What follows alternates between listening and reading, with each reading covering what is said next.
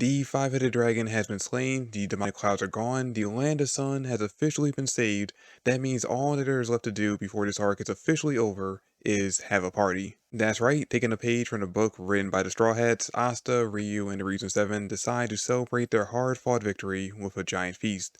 One where the main course is the meat from the now slain legendary five-headed dragon.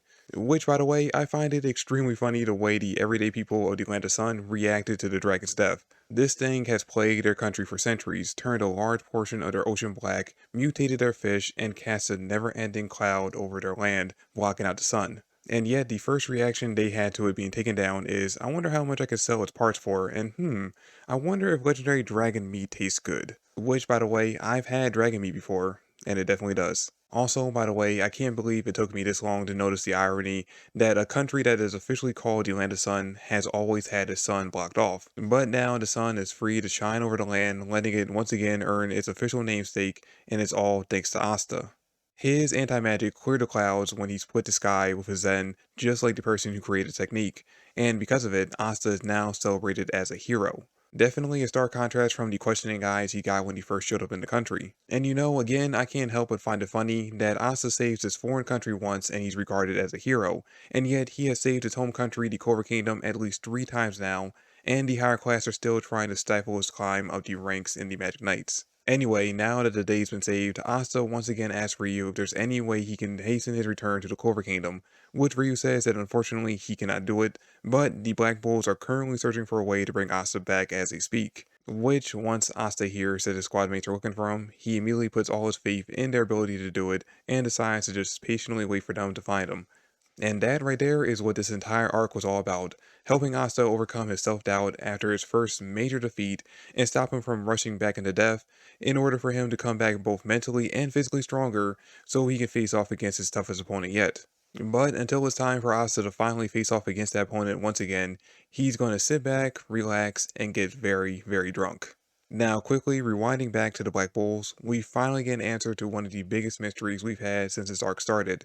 What is up with those dolls that look strangely like Charmy? And we find out that those dolls are actually modeled after Charmy, or at least we think this character is actually Charmy. You see, at one point, the Land of Sun was actually hit with a terrible famine, and just as things were at their most dire, a goddess of food suddenly appeared and saved the day. A goddess who looks exactly like Charmy, and honestly showing up out of nowhere, feeding people some delicious food, casually solving a countrywide famine, and then just going on about her day like nothing ever happened, sounds almost exactly like something that Charmy would end up doing. Also, if it turns out that this goddess actually was Charmy, then this could be exactly how the Black Bulls make their way to the Land of Sun, following in the same path that she took in order to get from there to the Clover Kingdom. Okay, so now getting back to the party, we see everyone having fun, Jozo down in the dumps, and Ichika and Ryu having a very important conversation. Or really Ichika having an important conversation because Ryu doesn't actually end up saying anything during this part, but she asks him to tell her the truth about who really massacred her clan, which, again, Ryu doesn't answer. And the scene was obviously here to set up the idea that Ichika will be going back to the Clover Kingdom with Asta to find her brother and finally get the truth from him. And then we play around the I'm sorry game, with Ichika first apologizing to Asta for being so rude to him since he got to the country, and then later on Asta apologizing to Ichika for pulling the oh so classic manga protagonist move of walking in on a girl as she's bathing. He actually ends up apologizing twice, once when the act happens, and then once again the next day, where Ichika responds with, "You better take responsibility."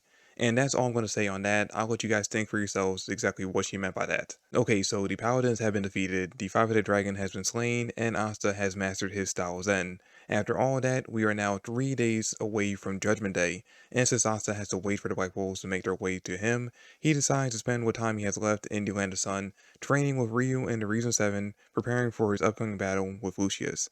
And with that, we can finally say that in this chapter, we officially end the Land of Sun arc. And I don't know about all of you, but I'm excited to read chapter 354, where after 18 chapters, we will finally be starting a brand new arc in the final saga of this amazing series that is Black Clover.